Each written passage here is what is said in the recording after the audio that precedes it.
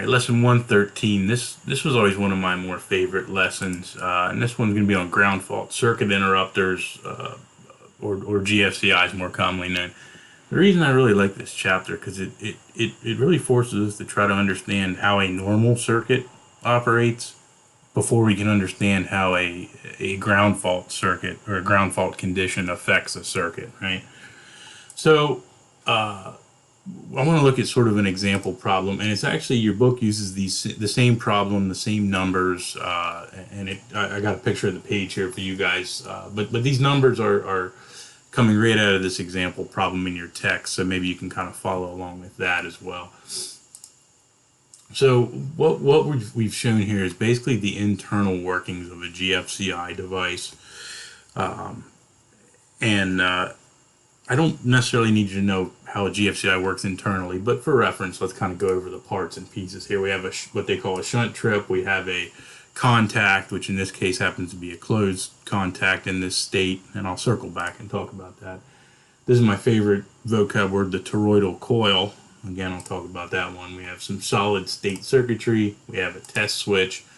And then in this example, we're going to have a receptacle, and then we got a 12 amp load plugged in here. So essentially what we have is a contact. If this device senses a ground fault condition, it'll open the contact, killing power to the circuit.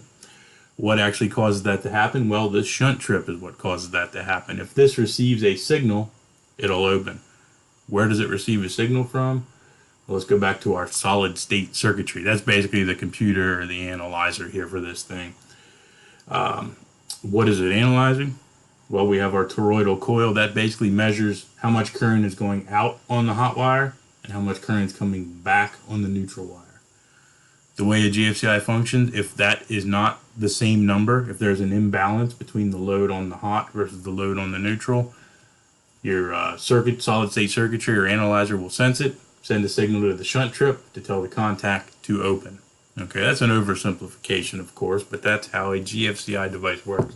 Our test switch, if you notice, basically takes some of our hot current and sends it through the toroidal coil, through the switch, through this conductor now, and actually bypasses the coil. So now we would have an imbalance, causing it to short, right?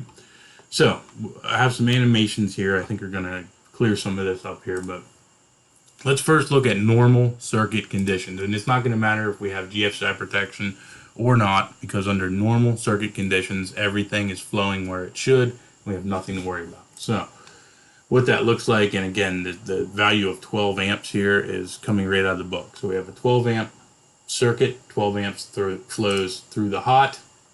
We could measure that with our old amp clamp. 12 amps going on the ungrounded conductor, the hot conductor.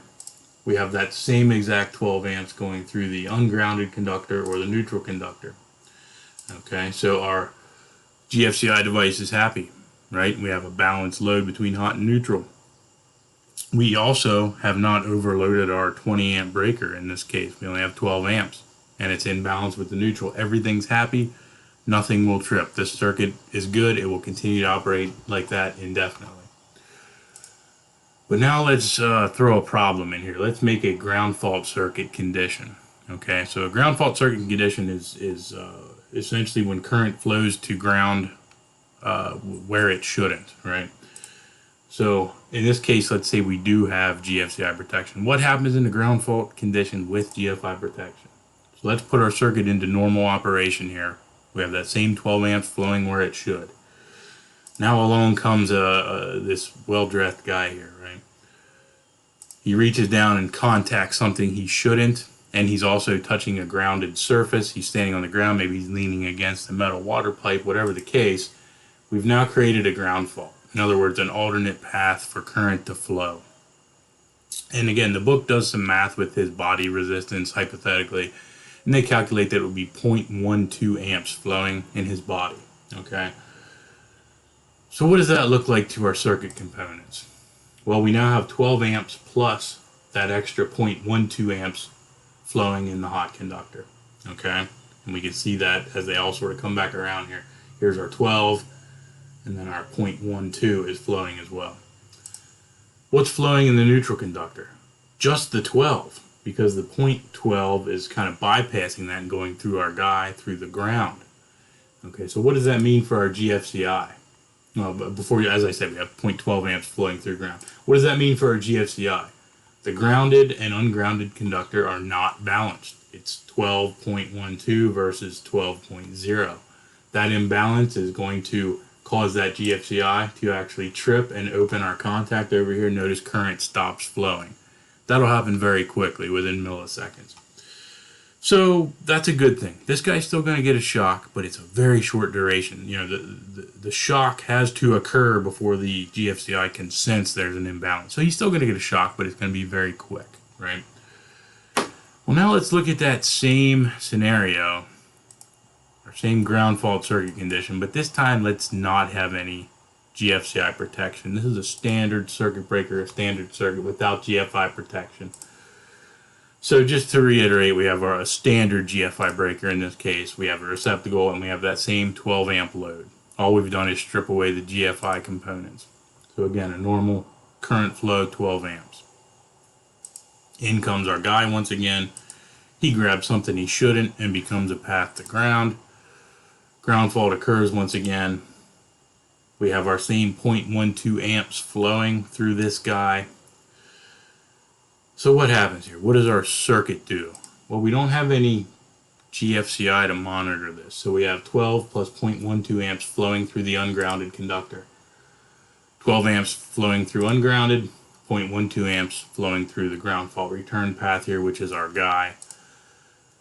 We don't have any GFCI to do anything. Our breaker is not overloaded. It only sees 12.12 amps. It's a 20 amp breaker. It has no problem with that.